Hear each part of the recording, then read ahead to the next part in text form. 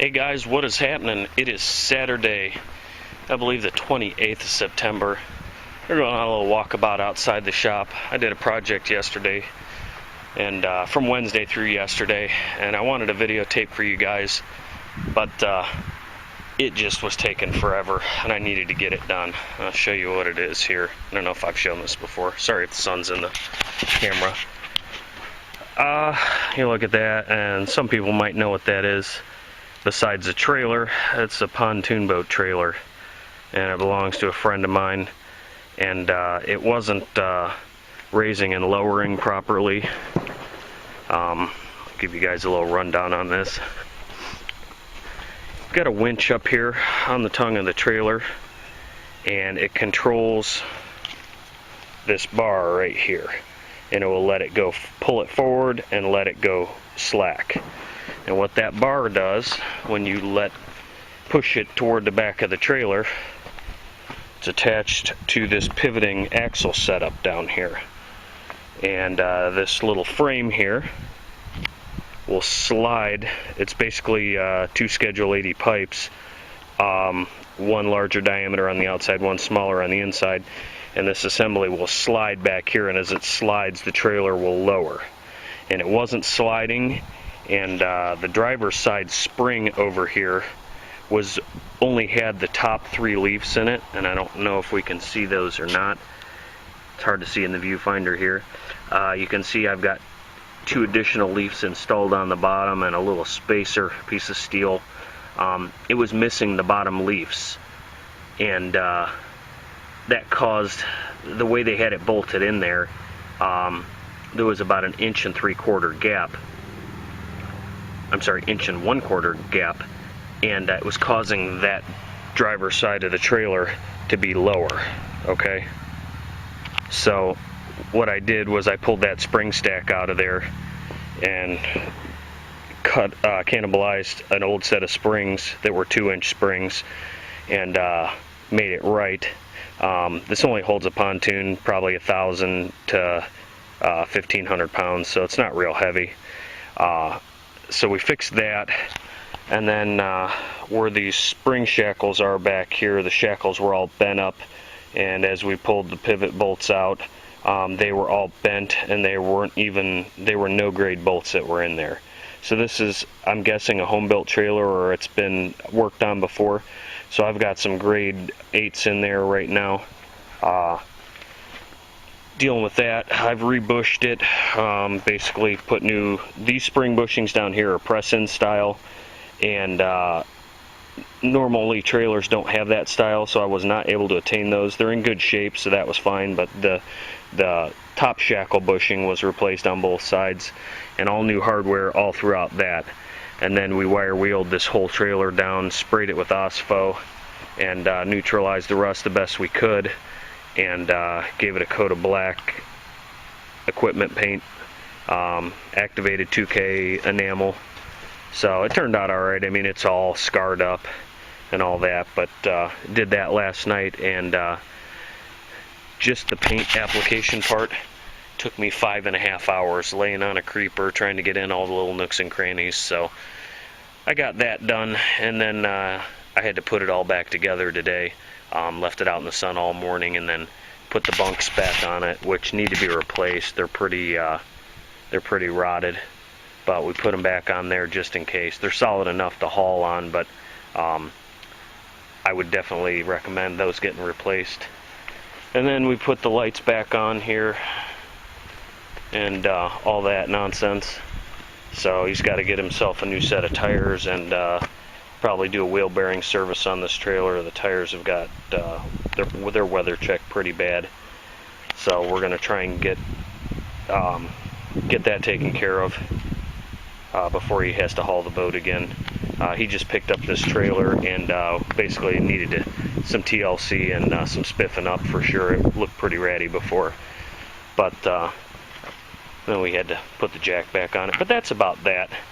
So that's kind of what I've been up to this weekend. It's 75 degrees. I should have went to the lake, but after finishing this up last night, I really didn't feel like it. I didn't get home till 11 o'clock, and I didn't have any clean laundry, so I stayed up till about 2 o'clock last night doing laundry and all that. Nice piece of tire food there.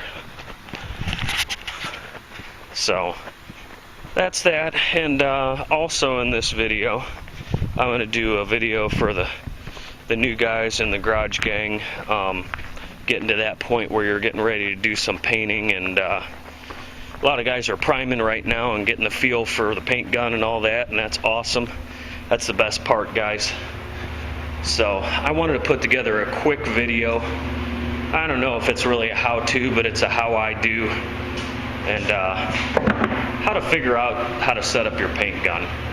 Now there's a couple videos out there, and when I was learning, I tried to find, videos to see if it was anything like what I was doing, and some of it is and some of it isn't. But I'm going to put you guys on the stand here, and we're going to make this a sort of a quickie. I want to do a full feature on this because I think it's sort of important, but it's one of those things that everybody has to learn kind of on their own. At least I did, because I couldn't find anything, but I feel like this is important. So it's going to be on how to not necessarily tune your spray gun, but it's going to hit on some key points on what you need to do to start setting it up. Excuse me. So basically we're going to do this little test with the Iwata LPH 400, which you guys know this is my clear coat gun. And I use the PPS cups, the throwaway cups on it. But we're going to do this with no cup on it because it's just all going to be done with air. So I'm going to take you guys out and basically give you a quick primer on what I do here when I go to balance a spray gun. Everybody talks about tuning a spray gun. I hope that fan's not too noisy in the background. Everybody talks about tuning a spray gun, and I'd like to say you're balancing a spray gun kind of like you balance a carburetor. You've got your air adjustment, your fluid adjustment, and I get questions on this every once in a while, so this is why I put this video together. So anyway, you got a couple different things here, and I'm going to go through them. So usually, not every gun, but most guns, the fluid adjustment is on the bottom, and when you depress the trigger and you start to turn this knob in, you can feel it move the trigger, so you know that's your fluid adjustment, okay? Now the further you turn it clockwise and it limits the travel of the trigger, you're limiting the travel of the needle into the fluid tip. Now this particular gun has a 1.3 millimeter fluid tip, which I like for clear coating. I bounce between the 1.3 and the 1.4, but for the most part, for the smaller stuff I do, this 1.3 is perfect. It seems to work good in this gun, and it's the same tip that was in the one that I demoed, so that's why I bought it set up this way. But back to the needle travel. So as you pull back on the trigger, that needle pulls out farther and lets more fluid come out of your fluid tip. So I always start with this fully open, okay? And then we go to the air adjustment. Now this gun has an air adjusting valve on the bottom. I leave that wide open. I don't know if you guys can see that guy right there. I leave that wide open. I make my fluid adjustments with the high flow regulator and high flow couplers. Now these couplers, I think I'm going to try and see. I don't have a backwards viewfinder here, so look at the diameter of that compared to a standard. I'll get something with the standard coupler on it.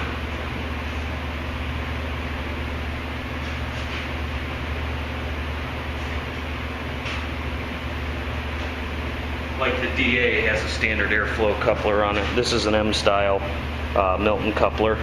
And let's see if I can do this. Yeah, you can see the difference. Now, sometimes you can cheat and get away with the smaller diameter couplers, but there's ones that are even smaller than the one that's on the DA too. You want these style, these high flow couplers.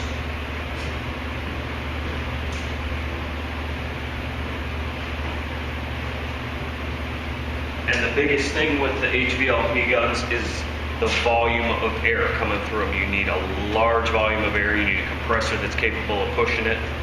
This gun uses about 9 CFM, so it's not a real air hog, but it makes a difference to have these couplers. So once we start tuning this gun runs allegedly at a max of 16 pounds, which is low for an HVLP gun. The SATA jet that I have is a 29 PSI gun. That being said, 16 pounds for this gun makes it produce roughly 10 PSI at the air cap.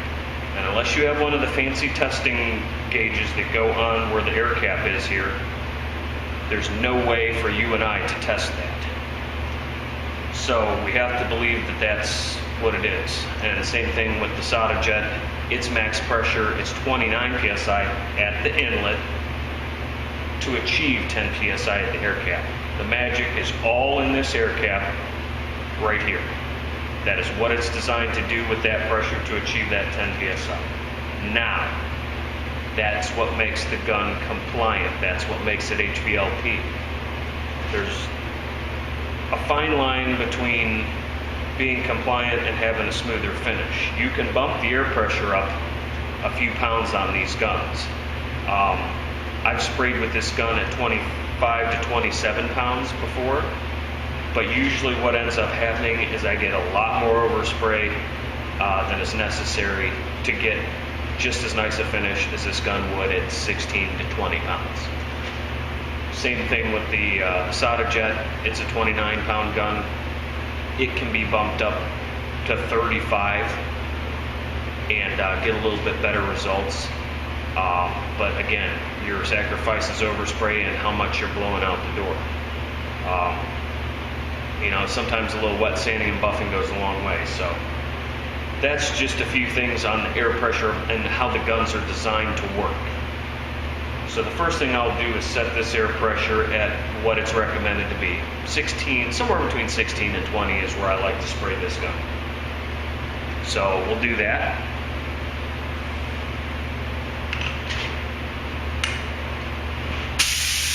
Now the Iwata, hold on. All right, sorry about that, guys. The air compressor is just too aggravating.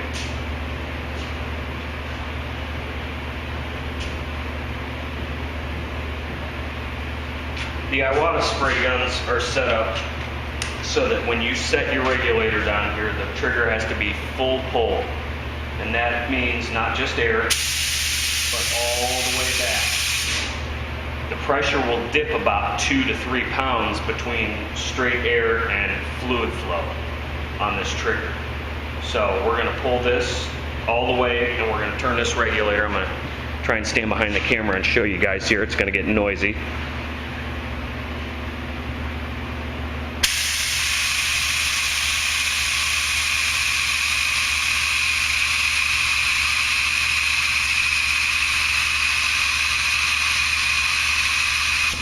About 18 pounds on this gun. That's the first thing we're going to do. Then, I hope this light doesn't screw with us too bad here, but I'm going to try and stand close to the camera when I do this little test.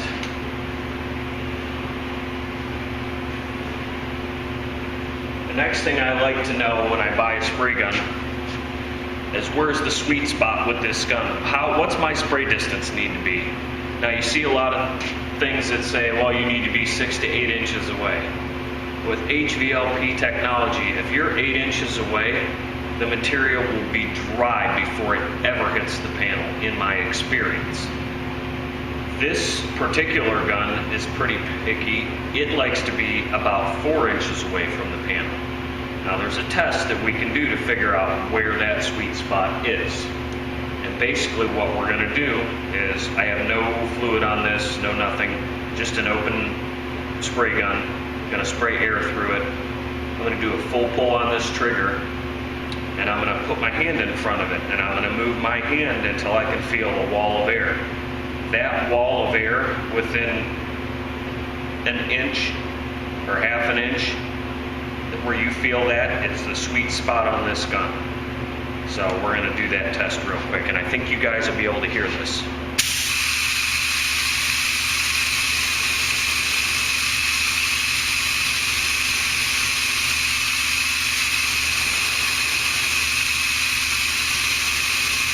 It's about 4 inches away.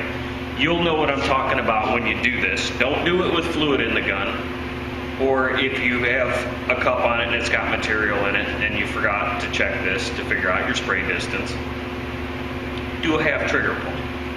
But you'll be able to feel it and you'll be able to hear it where that wall of air is. So that's a tip for you guys. So we're going to talk a little bit about, if I can find my Sharpie here, I think I did with it.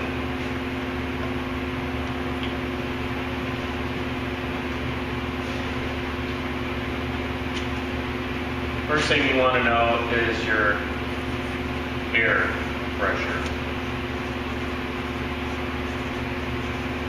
We're going to set that. Second thing is your fluid control. We got that set. Remember, we're going to start with it wide open, and then we're going to do some test spray patterns, which I've done. We got a couple different ones on the wall here, but basically that guy right there is about what you want. Maybe a little shorter than that, and that's a full fan on that gun at 18 pounds with some speed clear in it. It's a little bit longer pattern because it's thinner. Okay, I can get about a 10. That's 8 inches, my finger span there. So that's every bit of 10 or more inches. You'll do those spray patterns to test it. And make sure that the shape, boy, this is terrible where I've got this set.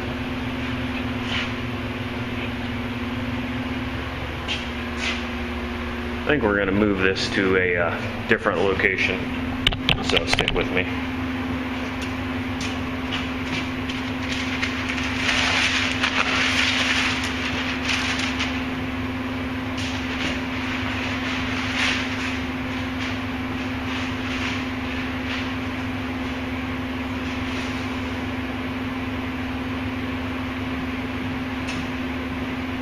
If I was more prepared for this, I would have had a dry erase board set up, but I don't have one.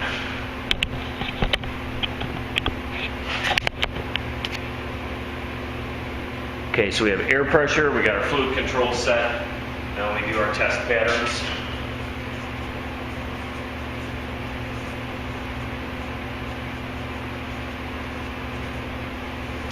And basically when we do our test pattern, we want that spray out when we figured out our distance from the wall of air. I know that gun needs 4 inches, 4 to 5 inches.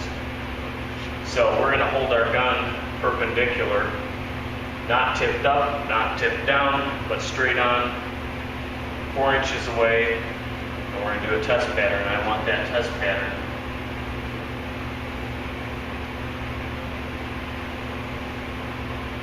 to look like that, like a cigar. Okay? The next thing you're going to figure out, once you've got it adjusted right, given any particular product's viscosity or fluid tip size that you have, if you end up with a pattern that looks like this, where it's skinny in the middle and fat on the ends, you need to either back your air pressure down, because the majority of the air comes from the center of that gun and it blows the center of that pattern out. So you either need to turn the air pressure down to get rid of that heavy pattern on the ends, or you need to have more fluid coming through the tip. Now, if I've already got my fluid control all the way open, you're not going to be able to fill that in any way but to turn the air pressure down. By turning the air pressure down, you might find out that it's going to run on you. Okay? So that's a little tip for that.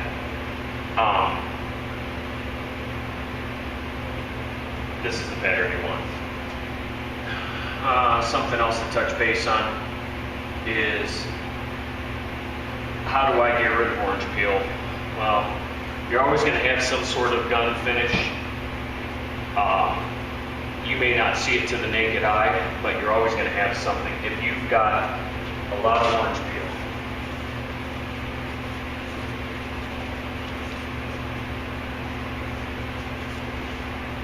it's one of two things. Either you have too much fluid, or moving too slow, or not enough air pressure.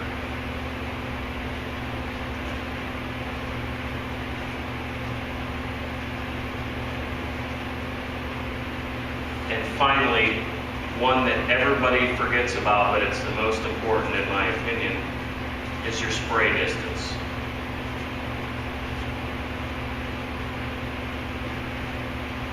It's too close. Because when the closer you are, excuse my rudimentary drawing here,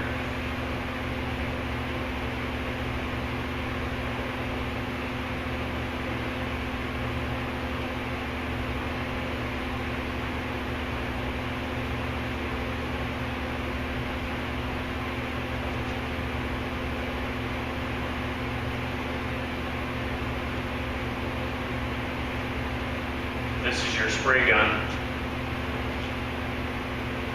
If we get in too close, what happens is paint droplets are very large up close to the gun.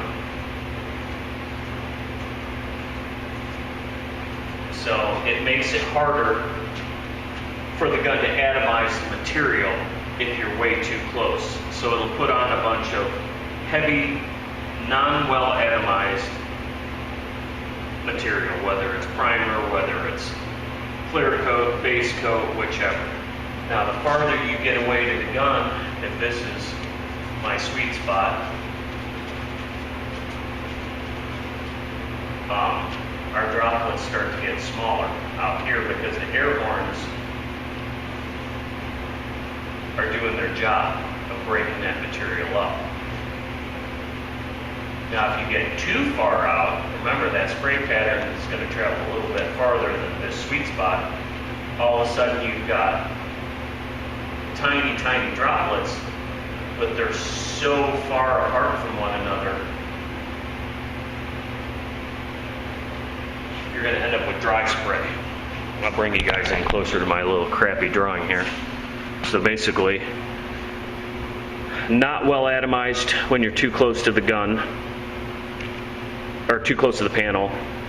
When you're close to that wall of air, or your sweet spot in your spray pattern, you're going to get well atomized and close together droplets. And when you get too far away, the droplets are going to be tiny, but they're going to start to dry. They're going to lose their solvent by the time they hit the panel. So that will be coarse and dry and sandy if they're way out here. So there you go.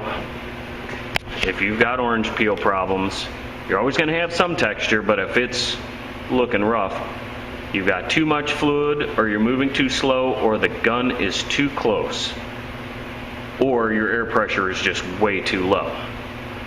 There's a fine line between no orange peel and lots of runs. Okay? There's something else I wanted to tell you guys about, and I'm trying to think.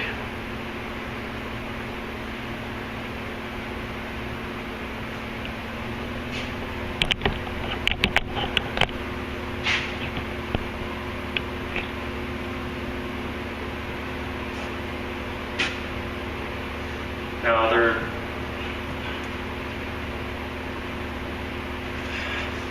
Another important thing is just as important as your distance to the panel for orange peel is your travel speed.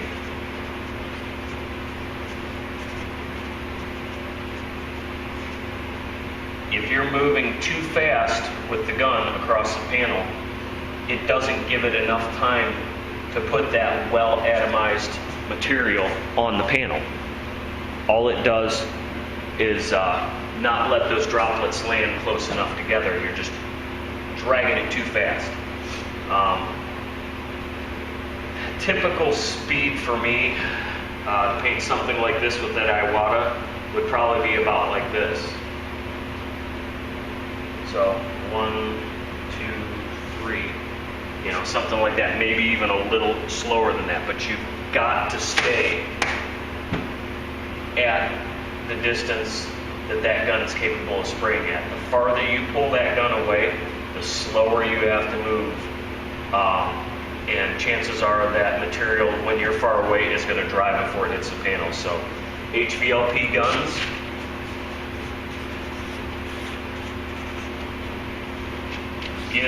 get on it.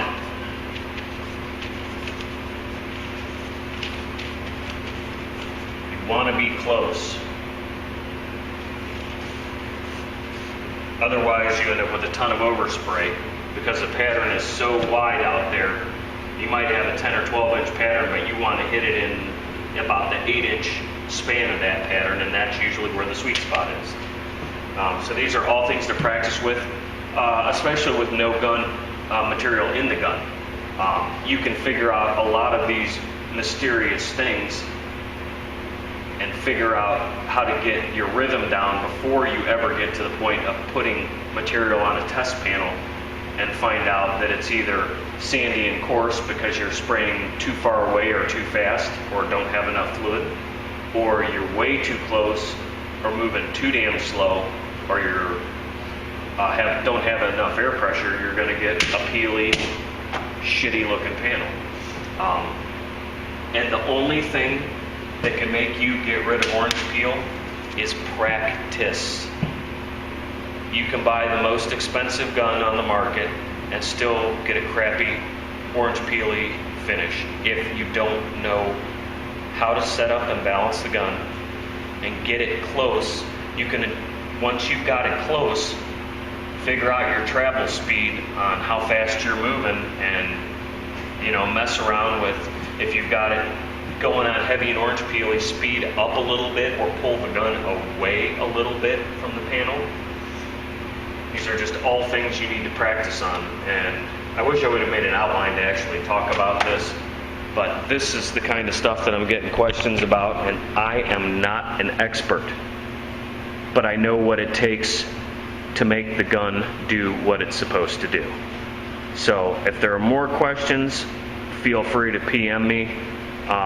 Maybe I'll do a better video on this and get an easel set up with a dry erase and get some props, and maybe we'll even do one where I actually spray. You watch me spray and you watch a lot of the guys spray, but you're not seeing up close, what their spray distance is.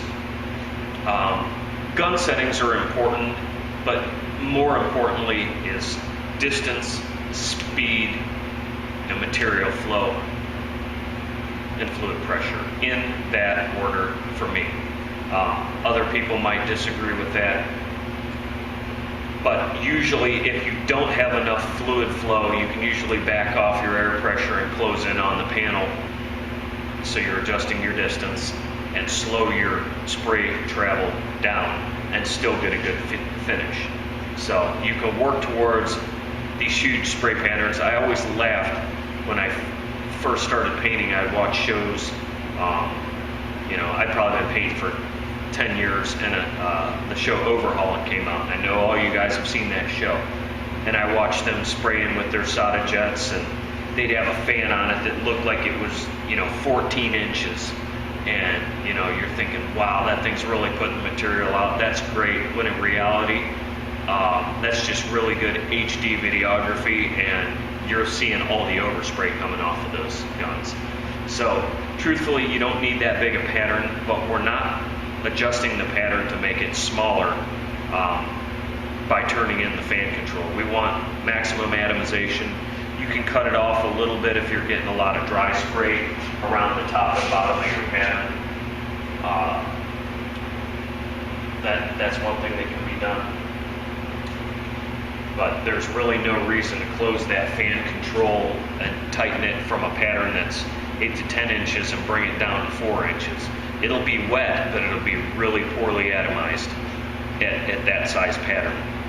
You really need to back your air pressure down because it'll just run it right off the panel like that. Some guys learn to paint that way, but I feel like it's really poorly atomized material that's going on the panel. It doesn't dry like it's supposed to. You want to buff it the next day and the stuff won't, it sands, but it doesn't sand good. And then you buff it and then you go back and look at it. It's full of sand scratches because it shrunk up even more because it was so heavy on that panel. Things like that. So I hope that helps some of you guys. I try to be a good teacher, and I hope some people can pick up, even if you only pick up one hint from what I've talked about in the last 15 minutes. I hope it works out. So PM me some questions, or even comment on the video, whatever you want. Again, I'll try and point you in the right direction, but this is what works for me. This is what I found between trial and error, reading, watching videos, all these things. And quite honestly, I never realized how I could figure out where the sweet spot on the gun was till I watched a video the other day, and I thought it was so damn important I put it up here for you guys, because I know I got a lot of guys that watch me. And finding that sweet spot is a big deal, because when you're spraying too close or too far away, it can mean the difference between a good finish and a great finish. So take care, guys, and we'll catch you on the next one.